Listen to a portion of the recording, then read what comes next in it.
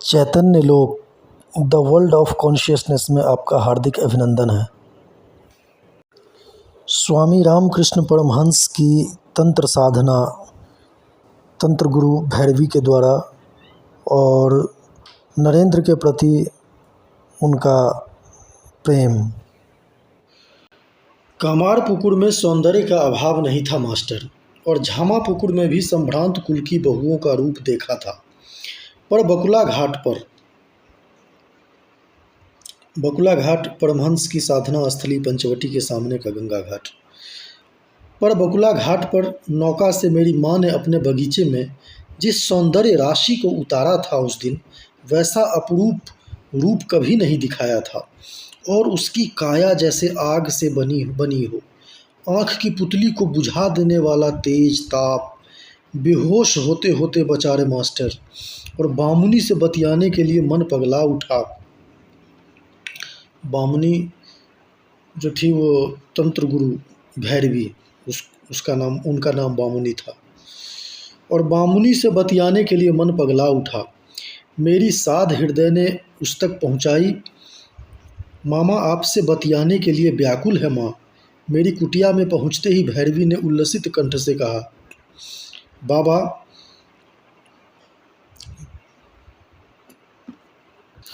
बाबा तू छिपकर यहाँ बैठा है। तुझे ढूंढते कहाँ कहाँ भटकती रही, पर इतना जानती थी कि गंगा तट पर ही तुझे पाऊंगी। मैं तो चकित होकर उसे ताकता रह गया मास्टर, और फिर साहस बटोर कर पूछा, माँ मेरे साथ यह सब क्या उपद्रव चल रहा है? बड़ी यातना झेल रहा हूँ माँ, और संसारी लोगों ने मुझे पागल घोषित कर दिया है, और मेरा रसददार मथुर मेरे कल्याण के लिए पगलाए रहता है। कहाँ कहाँ से ढूंढकर मेरे उपचार के लिए कविराज बुलाता है, पर उसका सारा प्रयास विफल हो जाता है। तू क्या कहती है माँ? मेरी दीन बोली सुनकर भैरवी ठठाकर ऐसी हंसी कि मैं डर गया रे मास्टर। बोली, यह नादान दुनिया माँ के लाडले को कैसे चिन्हेगी बाबा? तुझे पढ़ने पहचानने को आँख पाँक में डूबी इस दुनिया के पास है कहाँ? तेरी यह दशा, जिसे स्थूल धरातल वाले लोग विक्षेप मानते हैं, महाभाव है, माँ के अनुग्रह की सर्वोच्च दशा। तेरी रचना यूं ही नहीं, महत प्रयोजन से हुई है बाबा। इस भोरी दुनिया की बात पर कान ना दे। जानता नहीं, पागल अपने अलावे सारे जगत को पागल समझता है। सनकी लोगों की दुनिया में माँ तुझे अपनी लीला के रूपायन के उद्देश्य से ले आई है। इस सत्य को समझकर बाबा तू अपनी जमीन पर खड़ा रह। भैरवी की बात सुनकर मेरे तो रोए खड़े हो गए रे मास्टर। पर मन की बात तुझे बताऊं, आश्वस्त हो गया कि सही राह दिखाने के लिए मेरी माँ इस बामुनी को कहीं से बुला लाई है। और सच रे, भैरवी मुझे राह घाट का समुचित निर्देश देने लगी। नरेन नारायण रूप है, ईश्वरांश लेकर जन्मा है रे लेटो। उसकी बातों का बुरा न मान लेटो। वह रुद्र भाव लेकर धरती पर आया है। देखते नहीं तेरे ठाकुर को कितनी तीखी भाषा में झिड़कता है, कैसी हुज्जत करता है, और मैं उसके लिए पागल बना रहता हूँ। मुँह लगा बालक है। कोलकाता बलराम के घर और दूसरे माँ भक्तों के घर भागा भागा जाता हूँ, यह विश्वास लिए कि कहीं न कहीं नरेन मिल जाएगा तो उसका राग सुनकर निहाल हो जाऊँगा। उसके नारायण रूप के दर्शन के लिए व्याकुल होकर उसे खोज कर बुलवाता हूँ। बगीचे में आने में देर कर देता है तो तुझे उसके घर तक दौड़ाता हूँ। उसे देखे बिना आँखों को चैन नहीं मिलता लाटू, मगर उसकी निठुराई देख मेरे भाव को समझ ही नहीं पाता। वकील का पढ़वैया बेटा है, और फिर ब्राह्म संस्कार में रसा बसा। ऐंठ सदा उतान रहती है जो अच्छे अच्छों का पसीना छुड़ा देती है। लाख समझाता हूँ कि जिसे तू ब्रह्म कहता है उसे ही मैं काली कहता हूँ। केशव की समझ में मेरी बात आ गई, मगर नरेन की हुज्जत हारने का नाम नहीं लेती। पहली बार इसी बरामदे में उसे स्पर्श भर किया तो जगत बोध हवा हो गया। होश में आते ही लगा मुझे झिड़कने। आपने ठाकुर ये मेरी क्या दशा कर दी? मेरे अनाथ परिवार को कौन देखेगा? मेरी अभागिन माँ और छोटे भाई बहन हैं। मेरे सिवा कौन आहार जुटाएगा उनके लिए? मैंने भी डांटा बच्चू को। मैं कौन होता हूँ रे तुझे बनाने बिगाड़ने वाला? तेरे जैसा कोलकातिया कैथ का पढ़वैया ब्रह्म बेटा ही माँ के विधान में हस्तक्षेप कर सकता है। मैं तो उसका चाकर हूँ, उसके इशारे पर नाचता हूँ। उसकी सारी ऐंठ गल गई थी और घिघियाने लगा था रिलेटो जब माँ के अनुग्रह ने स्पर्श भर किया था, पर हुज्जत हारती ही नहीं। तेरी ही तरह गिरीश को एक दिन अपनी तर्क बुद्धि से बहुत उदास बना दिया था। गिरीश जो थे वो प्रख्यात बंगला नाटककार और रंगकर्मी गिरीश चंद्र घोष। अर्गला विहीन जीवनचर्या में जीने वाले गिरीश चंद्र परमहंस देव के अनुगत भक्त बन गए थे। तेरी ही तरह गिरीश को एक दिन अपनी तर्क बुद्धि से बहुत उदास बना दिया था, मगर मुझे तो माँ ने इसका असली रूप चिन्हा दिया है, इसलिए इसके नखरे झेलने का आस्वाद मेरे लिए बड़ा दिव्य है। इसीलिए इन छोकरों के लिए पागल बना रहता हूँ रिलेटो। तुझे याद है ना उस दिन तेरे साथ बलराम के घर न्योता खाने गया तो पहुँचते ही उसे प्रेरित किया, जाओ नरेन को, भवनाथ को, राखाल जो थे परमहंस के किशोर भक्त जिन्हें ठाकुर जन्मना मुक्त और नारायण रूप मानते थे, जाओ नरेन को, भवनाथ को, राखाल को न्योता दे आओ। उन्हें खिलाने से नारायण को खिलाना होता है। ये ऐसे वैसे नहीं हैं, ये ईश्वरांश लेकर पैदा हुए हैं। इन्हें खिलाने पर तुम्हारा कल्याण होगा। और उस दिन क्या आनंद लूटकर हम लोग बगीचे में लौटे थे लेटो। उसी आस्वाद की भूख पागल बनाए रहती है और कोई बहाना मिलते ही भागा भागा बाग बाजार पहुंच जाता हूँ। इन पढ़वैये छोकरों की सनक का रस ही कुछ और है लेटो। एक विरल आस्वाद मेरी माँ न चाहे तो किसे मयस्सर होता है यह सौभाग्य।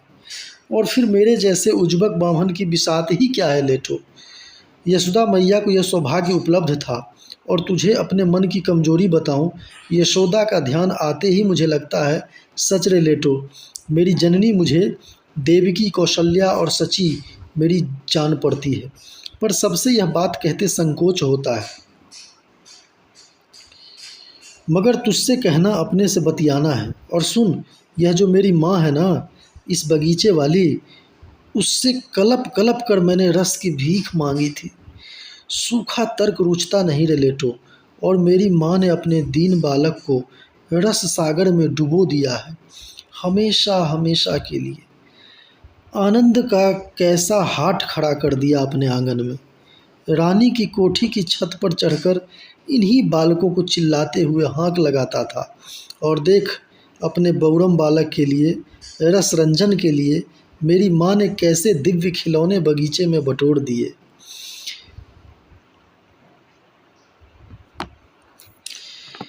तेरी पत्नी पहले से ठीक है ना मास्टर? तू आने में देर करता है तो चिंता हो जाती है कि तेरी स्त्री फिर तो नहीं बीमार पड़ी। ऐसा कर मास्टर, एक दिन उसे मेरी माँ के दरबार में ला। शारदा की संगति और बतकही उसे निरोग कर देगी। बगीचे ने ही तुझे सही राह दिखाई है। इस सत्य को समझने की चेष्टा कर मास्टर। मगर है ब्राह्म संस्कार तेरा, आते आते राह पर आएगा। केशव जैसा पंडित कितना नरम नम्र है, चट्ट माँ की महिमा समझ गया। अब तो वह मेरी माँ का नाम उच्चारता रहता है मास्टर। केशव जो थे वो ब्रह्मनायक ब्रह्मानंद केशव चंद्र सेन थे।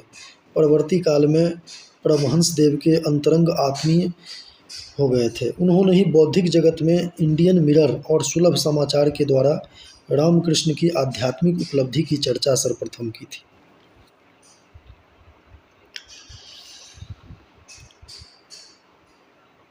अब तो वह मेरी माँ का नाम उच्चारता रहता है मास्टर। और विजय कृष्ण जैसे ब्राह्म आचार्य को ऐसा स्पर्श लगा कि माँ के कीर्तन में नाचते पगला जाता है। अच्छा, विजय कृष्ण गोस्वामी ब्राह्म आचार्य, परवर्ती काल में परमहंस भक्त, प्रख्यात वैष्णव महात्मा। पर वकील का बेटा नरेन की तर्क बुद्धि हार मानने को तैयार नहीं है। ऐसी हुज्जत करता है कि देह जलने लगती है। कई बार तो बड़ा वक्र विद्रूप करता है। मेरे समझाने पर ऐठ को वक्र करते मेरी बात का उपहास करता है। कहता है आपकी माँ केवल आपको ही दिखाई पड़ती है ठाकुर, उसे सत्य कैसे माना जाए जो केवल एक को दिखे और पूरे संसार की आँख से ओझल रहे। 3-4 दिन आपका हुक्म मानकर मैंने काली का ध्यान किया, परंतु कहाँ, मुझे तो उसकी झलक नहीं मिली। गप को सत्य स्वीकारना बुद्धिहीन और पागल का ही लक्षण हो सकता है ठाकुर। और नरेन की भाषा से आहत होकर मैं दौड़ा दौड़ा माँ के यहाँ पहुँच जाता हूँ। और बल ही क्या है मेरा मास्टर। और खिलखिलाते वात्सल्य से माँ अपने बालक को आश्वस्त कर देती है। बल लेकर लौटता हूँ, स्याला मुझे बरगलाने आया है। कैथ की बुद्धि कुछ का कुछ समझाती है। स्याला बिलायती विद्या से जन्मी तर्क बुद्धि लिए आया है मेरी माँ के सत्य को जांचने। देह जलने लगती है मास्टर। तर्क बुद्धि सुहाती नहीं रे मुझे। पर अपनी कमजोरी तुझे बताऊं मास्टर, नरेन को देखते ही मेरा मन अखंड आनंद में डूब जाता है और उसे नारायण का विग्रह मानकर उसके शरीर को सहलाता हूँ तो मेरे आचरण से चिढ़ता है। उसके पैरों को नारायण चरण मानकर स्पर्श करता हूँ तो मुझे पागल समझकर हंसते हुए विद्रूप करता है। उसके तर्क उद्यत भाव को शांत करने के लिए कितना समझाता हूँ। धीरे धीरे होगा रे नरेन, थोड़ी आस्था तो जगा अपना भीतर। काली और कोई नहीं, जो ब्रह्म है वही काली भी है। काली आद्या शक्ति है, तब उन्हें शक्ति कहते हैं, काली कहते हैं। जिन्हें तू ब्रह्म कह रहा है उसी को मैं काली कहता हूँ।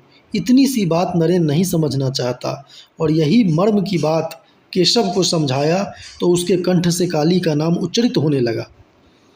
तुझे अपनी बात बताऊं मास्टर, यह जो भेद बुद्धि है ना मास्टर, मुझे रुचती नहीं। यह सब मुझे अच्छा नहीं लगता। मैं सब वही देख रहा हूँ, वही सब है, सब कुछ वे ही हुए हैं। यह भी है और वह भी है, पर मास्टर वकील का तर्क बुद्धि वाला बेटा इस सत्य को इतनी आसानी से स्वीकार कैसे करे। सुनता ही नहीं। बड़ा जूझना पड़ता है इस छोकरे के साथ। मगर कह देता हूँ तुझे, मेरी माँ की महिमा के सामने नरेन को घुटना टेकना पड़ेगा मास्टर। छोकरे को पता नहीं है कि अपनी विभूति की ज्योति सारे संसार में फैलाने के लिए मेरी माँ इसे सप्तऋषि लोक से पृथ्वी पर लाई है।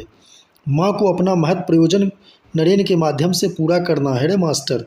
देखना एक दिन, मुझे तो मेरी माँ ने सब कुछ छोड़कर भावमुखी रहने का आदेश दिया है। रस में डुबोए रखने की अपनी माँ से कामना प्रार्थना की थी। माँ ने मेरी राह रच दी है रे मास्टर। मैं तो उससे हटने से रहा, नरेन चाहे जो करे। इसी की तरह वेदांत के ज्ञान गुमान में उतान होकर न्यांगटा एक दिन पश्चिम देश से बगीचे में आया था। न्यांगटा जो थे वेदांत गुरु तोतापुरी, उनको न्यांगटा बोलते थे। रामकृष्ण परमहंस के गुरु हुए थे तोतापुरी। बड़ी ऐंठ थी, पर मेरी माँ की महिमा के सामने दीन बन गया। न्यांगटा यानी तोतापुरी और बामुनी मतलब भैरवी को मेरी माँ ने अपने बगीचे में बुलाया था, अपने बालक के क्रियाकलाप पर महज मुहर लगाने के लिए। राह चाल तो माँ ने पहले ही रच दी थी, जिस पर मेरी पगलामी थिरक रही थी और जगत ने मुझे पागल मान हल्ला मचा दिया था। और भैरवी उस पगलामी को महाभाव मानकर अपनी पोथी से नाना बातें मुझे समझाती रही। मगर मेरे जैसे निपढ़ गवार का उसके शास्त्र से क्या लेना देना रे मास्टर। मैं तो उसे अपनी माँ का ही एक रूप मान रहा था। कैसा कैसा रूप बनाकर कैसा कैसा कौतुक करती है मेरी माँ। अपनी पगलामी की बात बताऊं तो तेरे जैसा गंभीर प्रकृति वाला आदमी भी हंसते हंसते लौट जाए। बामुनी एक दिन पंचवटी में ध्यान मग्न अपने आराध्य रघुवीर को भोग निवेदित करने बैठी थी। उसके हाथ का बना आहार जब दिखाई पड़ा, अपना मानकर मैंने खाना शुरू कर दिया और ध्यान भंग होते मुझे इस रूप में देखकर योगेश्वरी निहाल हो गई। योगेश्वरी मतलब तंत्र गुरु भैरवी। क्या तृप्ति उल्लास उसके चेहरे पर दमक रहा था, जैसे पहली बार उसके आराध्य ने उसका भोग ग्रहण किया हो और प्रसाद रूप में मेरा जूठा आहार खाकर उसने धन्यता कृतार्थता महसूस की थी। अब बोल भला, माँ के चाकर के सिवा दूसरे की ऐसी पगलामी कोई सह सकता है मास्टर? मेरा लाडला नरेन माँ की महिमा को कैसे समझे? मेरी माँ की सत्ता को ही स्वीकारने को तैयार नहीं है। मगर 100 बात की एक बात तुझे बताऊँ मास्टर, राधा की तरह पागल प्रेम जब तक हृदय में ना जगे कुछ हाथ लगता नहीं। गोपियों की तरह कुलशील, मान अपमान, घृणा, लज्जा, लोक भय इत्यादि को मारे बिना केष्टो मतलब कृष्ण को पाना असंभव है रे मास्टर। राधा रानी जैसा उत्कट प्रेम जगे तो उपलब्धि हो, यही सत्य नरेन को समझा रहा था एक दिन। काहे को स्वीकार करे, लगा हुज्जत करने। बोला राधा रानी थी, इसका ऐतिहासिक प्रमाण क्या है? अब बोल भला, भाव का इतिहास से क्या लेना देना? सहज छोह के साथ मैंने समझाने की चेष्टा की। उसकी पाश मुक्ति और आंख खोलने की जिम्मेदारी मेरी माँ ने मुझे सौंपी थी मास्टर। जूझता रहता था, माँ का हुक्म था। उसके सवाल के जवाब में मास्टर नरम भाषा में मैंने कहा, न हो राधा रानी की स्थूल उपस्थिति का तेरे इतिहास में प्रमाण तो फर्क क्या पड़ता है? चल तेरी बात मैं मान लेता हूँ, पर तू ये बता कि जिस प्रेमी साधक ने उस चरित्र की कल्पना रचना की, उसे उस गोपी चरित्र की रचना करते समय क्या तन्मय नहीं होना पड़ा था? उसकी अपनी सुधि का लोप नहीं हो गया था? उस भाव में डूबे बिना वो वैसे दिव्य चरित्र की कल्पना कर पाता? तू इसे मानता है या नहीं? और वह शैतान छोकरा मेरी बात सुनकर मुस्कुरा रहा था मास्टर। मैंने जरा और जोर लगाया, सुन रे नरेन, तेरा गान सुनने के लिए मैं जो पागल बना रहता हूँ उसे तू मेरी पगलामी मानता रह, मगर सच कहता हूँ रे नरेन, तेरे कंठ से माँ की हाँक फूटते ही मेरी माँ मेरे सामने खड़ी हो जाती है। इस राग को ही मैं गोपी भाव और राधा मानूं तो तू क्या कहेगा? उत्तर में जानता है मास्टर, मेरी बात को हवा में उड़ाते हंसते हुए बरामदे में चला गया। इसकी तर्क बुद्धि का समाधान मेरी माँ ही कर सकती है मास्टर, तू क्या कहता है? मगर मुझे तो इस छोकरे की तर्क बुद्धि बहुत जलाती है मास्टर। माँ का चाकर उसका हुक्म मानकर जूझता रहता हूँ, निरुपाय हूँ रे मास्टर। तू ही बता, माँ ने तो अपने बालक को भावमुखी बना दिया था, अब उसे तर्क की सूखी भाषा कैसे रूझती? मेरी इस नियति को, मेरी माँ की माया के मर्म को न तो नरेन हाजरा समझ रहे थे और न दूर देश से बगीचे में पहुंचा न्यांगटा साधु। मगर बामुनी ने मुझे देखते ही मेरे भाव को समझ लिया और उल्लास में थिरकने लगे। उसी ने मेरी पगलामी को समर्थन दिया और उसी ने तसल्ली दी तो थोड़ा बल जगा रे मास्टर। दुनिया का हल्ला तो मुझे हताश कर देता था बीच बीच में, और रोता कलपता अपनी माँ की शरण में पहुँच जाता। आंसू पोंछकर अपने छोह से मेरी माँ आश्वस्त कर देती थी। तब मेरे क्रीड़ा कौतुक में फिर लहर जगती। मथुर के हृदय में भक्ति तो थी, पर संशय उसे भी बेचैन किए रहता था। बामुनी माँ के निदान को भी वह सहज ही स्वीकार करने को तैयार नहीं था। उसका राजस भाव हर तरह से ठोक पीट कर वह सत्य को जांचना चाहता था। ब्राह्मण देवेन ठाकुर का किशोर बंधु था ना, और रानी रासमणी का जमाता, प्रखर लोक बुद्धि वाला, जो सासू के राज्य की बड़ी कुशलता के साथ रखवाली करता था। आँख मूंद कर कुछ भी कैसे मान लेता? राजस संस्कार, संशय और अविश्वास की भित्ति पर ही खड़ा होता है मास्टर। पर बामुनी दूसरी जाति की थी और मेरी माँ ने उसे अपनी लीला के रूपायन के लिए बगीचे में बुलाया था, अज्ञात लोक से। लेकिन बामुनी मुझे जिस राह पर नियोजित कर महामाया के अपरिचित अनुशासन का मुझे बोध कराने को व्याकुल थी, वह बड़ा बीहड़ पथ था मास्टर। तुझसे सच कहता हूँ, मैं तो भय से कांप गया था। दौड़ा दौड़ा अपनी माँ के पास पहुँचा, रोते रोते अपनी दुर्बलता निवेदित की। भैरवी, मुझे कहाँ ले जा रही माँ? तू क्या कहती है? माँ कैसे नहीं आज्ञा देती? मास्टर, सब उसी का विधान था। अपने दीन बालक को उसे अष्ट सिद्धियों का मालिक बनाना था। ब्रह्म योनि के दर्शन कराने थे, जो ब्रह्मांड की प्रसविनी है। खिलखिलाकर हंसते माँ ने कहा, ओरे बौरम बालक, तेरी माँ ही तुझे एक और राह दिखाना चाहती है, तेरी आँख खोलने के लिए। सृष्टि की जटिलता को चिन्हेगा कैसे, आँख नहीं खुलेगी तो। और फिर तो मास्टर मैं बामुनी का दास बन गया, उसके इशारे पर नाचने को निरुपाय। और क्या नाच नचाया बामुनी ने, और कितना तपना पड़ा उसे माँ के लाडले बालक को बोध कराने के लिए। वह गोपन व्यापार अपने भीतर छिपा कर रखना चाहिए, पर तू साधु संस्कार का है, इसलिए तुझसे बतियाते सब कुछ खोल देता हूँ। पाप तो नहीं न लगेगा मास्टर, तू क्या कहता है?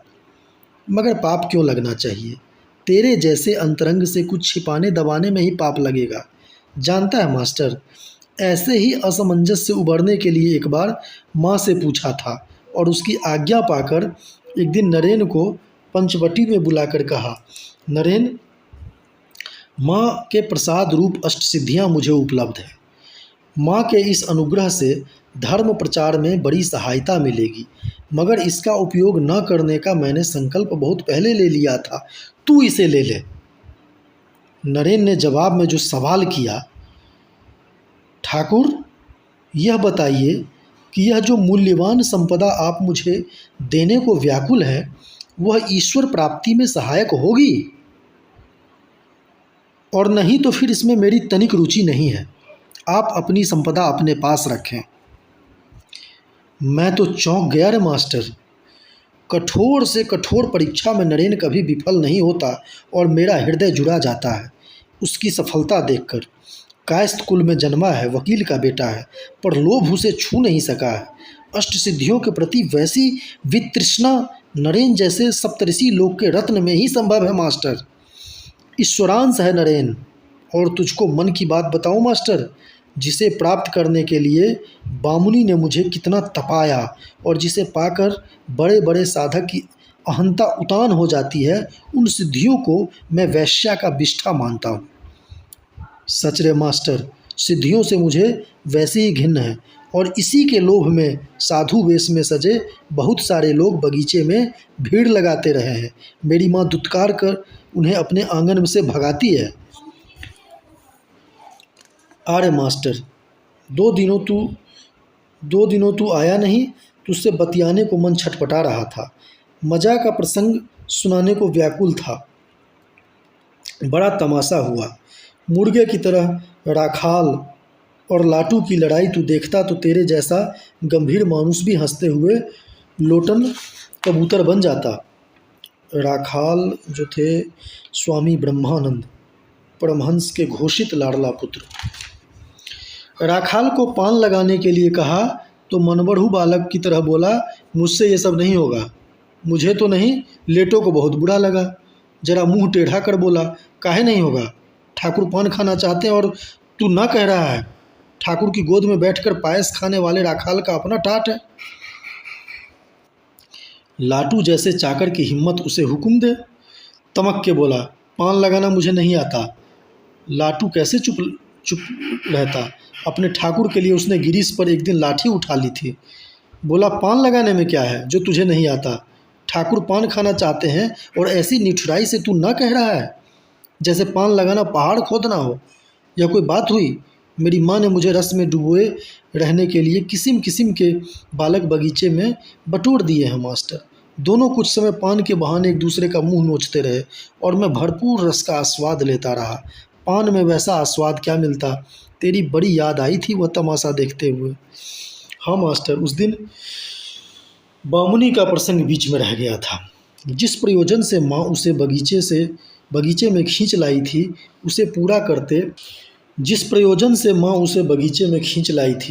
उसे पूरा करते भैरवी ने मुझे बड़ा तपाया रे मास्टर। मुझसे अधिक खुद तपती रही। मेरी माँ का हुक्म था, तपने को निरुपाय थी बामुनी। और अपनी माँ का कौतुक देखकर मैं हैरान था रे मास्टर। बड़े छोह के साथ वो अपने बालक को मानुष बना रही थी, मगर जिस अनुशासन का वह प्रयोग कर रही थी, कुरेद कुरेद कर मैल साफ करने और दबी छिपी गांठ को खोलने के लिए, अभेद संस्कार रचने जगाने के लिए, सच कहता हूँ तुझसे मास्टर, उस काल के माँ के क्रियाकलाप से विस्मय ही नहीं गहरी यातना भी होती थी। पर मेरी माँ के कार्य व्यापार में हस्तक्षेप करने का कौन साहस कर सकता है। जिसने दुस्साहस किया वह राख में मिला। मैंने तो अपने को उसके चरणों में समर्पित कर दिया था और उसके इशारे पर पुतली की तरह नाचता रहता था। कहाँ कहाँ नचाती रहती है मेरी माँ। अपने बालक को सुबोध बनाने के लिए कैसे कैसे दृश्य दिखाए माने। रोए खड़े हो जाते और कभी होश गायब। क्या बताऊं तुझे मास्टर। बिल्व वृक्ष के नीचे बिल्व वृक्ष के नीचे बिल्व वृक्ष जो था वो तंत्र दीक्षा का स्थल था। दक्षिणेश्वर मंदिर के बगीचे के उत्तरी पूर्वी कोने का स्थान पंचमुंडी आसन वही जगह था। बिल्व वृक्ष के नीचे महानिशा में भैरवी के विनीत चाकर की तरह जब मैं उसके आदेश के मुताबिक तप रहा था, माँ ने एक दिन महत योनि ब्रह्म योनि के दर्शन कराए और ब्रह्मांड की उच्च भूमि को देखकर मेरे तो रोए खड़े हो गए मास्टर। क्या प्रताप है मेरी माँ का। क्या नहीं संभव कर सकती मेरी माँ। कृत्य कृत्य हो गया रे मास्टर। बामुनी के सामने मैं दीन बन गया था। जहाँ जैसे बैठने का हुक्म देती वहीं उसी आसन में बैठता। जो खिलाती वही खाता। जिस मंत्र भाषा के उच्चारण की आज्ञा देती वही मेरे कंठ से फूटती। मेरी माँ ने मुझे शुरू में ही बोध करा दिया था कि बिना पूर्ण समर्पण के कुछ हाथ नहीं लगता। भैरवी का रूप धारण धरकर मेरी माँ ही मेरे लिए सब कुछ कर रही थी। माँ के सिवा और कौन इतना तप सकता है मास्टर। मगर अपने आंगन में कैसे कैसे उत्सव रचती रहती है मेरी माँ रे मास्टर। मैं तो चमत्कृत होकर रह जाता हूँ और कई बार तो उसका कौतुक आतंकित भी कर देती है। फिर मेरी भीति को लक्ष्य कर वत्सलता बरसाते बल भी वही देती है। और मेरी माँ के आदेश से भैरवी कितना तपती तपाती थी, स्मरण आने पर आज भी रोमांचित हो जाता हूँ। देख मास्टर, छू कर देख, मेरे लोम रोए कांटे की तरह खड़े हो गए हैं। न जाने किस लोक से खोज खोज कर नरमुंड मंगवाए थे। बगीचे के उत्तरी पूर्वी कोने पर बिल्व गाछ के नीचे 3 नरमुंड गाड़कर बामुनी ने मुझे एक अज्ञात अनुशासन सिखाने के लिए आसन बनाया था और एक आसन पंचवटी में। पंचवटी की वेदी 5 प्रकार के जीवों के मुंड के ऊपर बनी थी।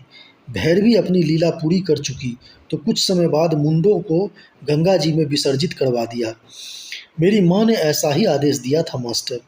उन्हीं दोनों आसनों पर मुझे बैठाकर बामुनी माँ का आदेश मुझसे पूरा कराने के लिए जटिल मुद्रा में जोत देती थी। महीनों वह असहज चर्या चलती रही। बामुनी स्वयं दिन भर दूर दूर बीहर क्षेत्र में भटकते अपनी विकट पूजा के लिए विहित दुष्प्राप्य पूजन सामग्री ढूंढती रहती। मास्टर, मेरी माँ की लीला अपरंपार है। जीवों को किस किस मुद्रा में नचाती है। बामुनी का तप देखकर मैं चकित रह जाता। भैरवी पद ही नहीं पदार्थ को भी पहचानती थी और शास्त्र निर्देश के विवेक से निर्जन क्षेत्र से ऐसे पदार्थ खोज लाती जिनसे मेरा परिचय तक नहीं था और निशा वेला में मुझे उन आसनों पर बैठाकर क्रिया शुरू करती। माँ के पूजन के उपरांत मुझे जप ध्यान में प्रवृत्त करती। मगर मास्टर, माँ के पूजन के बाद मेरी भाव दशा कुछ और हो जाती। जप ध्यान लायक मन रह नहीं जाता था। पर बामुनी का हठ कहती, ऐसा नहीं बाबा, इसके बिना पूजा अधूरी रह जाएगी। उसके हठ के पीछे मेरी माँ की प्रेरणा थी मास्टर, और मैं निरुपाय था। अपने बालक की सूक्ष्म अति सूक्ष्म गांठों को खोलने के लिए माँ ने बामुनी को निमित्त बनाया था रे मास्टर। उसके हुक्म के अनुसार नाचने को मैं विवश था और उस समय माँ ने क्या क्या नहीं दिखाए, कैसे कैसे दर्शन तुझे क्या बताऊं। भयंकर दृश्यों से रोए खड़े हो जाते। दिव्य दर्शन से धरती धरातल छूट जाता। सच रे मास्टर, माँ की महिमा से हृदय जुड़ा जाता। विष्णु क्रांता में निर्दिष्ट 64 तंत्रों में जितने आचार का उल्लेख है, क्रमशः सारे के सारे बामुनी ने मुझसे पूरे करवाए। ऐसे अनुष्ठान जहाँ फिसलन ही फिसलन थी। कब गिरे और रसातल में पहुँचे, पर मुझे तो माँ संभाले हुए थी। उतना ही बल था कि मेरी माँ हाथ पकड़े हुए अपने छोह से हरछन नहलाती रहती थी। मगर एक दिन तो हद ही हो गई रे मास्टर। न जाने किस लोक से खोजकर बामुनी एक अत्यंत रूपवती बगीचे में ले आई। सच कहता हूँ मास्टर, माँ का वैसा सुंदर रूप तब तक मैंने नहीं देखा था। ऐसा सौंदर्य जो अमावस्या को पूर्णिमा बना दे। पूजन की तैयारी के बाद भैरवी जब उस रमणी को निर्वस्त्र करने लगी तो मेरे भीतर आतंक की लहर जगने लगी। कर क्या रही है बामुनी? और उसे नग्नावस्था में आसन पर बिठाकर मुझे पूरी बत्सलता के साथ आदेश दिया, बाबा, देवी भाव से इनका पूजन करो। डरते कांपते मैंने बामुनी के आदेशानुसार पूजन किया। तब बोली, इन्हें जगत जननी की भाव आस्था से इनकी गोद में बैठकर तन्मय भाव से जप करो। मारे भय के तब मैंने अपनी माँ को हाँक लगाई, ओरे माँ, ये क्या आज्ञा दे रही है? अपने दुर्बल बालक को तू कहाँ ले जा रही है? ऐसा दुस्साहस तेरा ये दीन बालक कैसे करे रे माँ? और खिलखिलाकर माँ हंसी। वाह रे, अपनी माँ की गोद में बैठने में लजाता है। वाह रे, इतना सयाना हो गया। अपनी छोह भरी झिड़की से मेरी माँ ने ऐसा दिव्य बल मेरे भीतर रच दिया कि फिर तो भैरवी का असाध्य आदेश सहज हो गया। और मास्टर, बामुनी के निर्देश के मुताबिक उस युवती माँ की गोद में बैठकर मंत्रोच्चारण करते मेरा जगत बोध ही समाप्त हो गया और चेतना लौटी तो गहरी वत्सलता के साथ बामुनी बोली, माँ के अनुग्रह से क्रिया पूरी हो गई बाबा। इस पिच्छल बिंदु से लोग फिसल कर गिर जाते हैं और तुम्हारा बोध ही माँ ने मार दिया था। तुम समाधिस्थ हो थे बाबा। क्रिया पूर्ण हुई। तोष की क्या चमक थी मास्टर बामुनी के चेहरे और कंठ में, जैसे कृतार्थता उपलब्ध हो गई हो, उसके जीवन का मनोरथ पूरा हो गया हो और गेरुआ धारण करने का पुरस्कार मिल गया हो।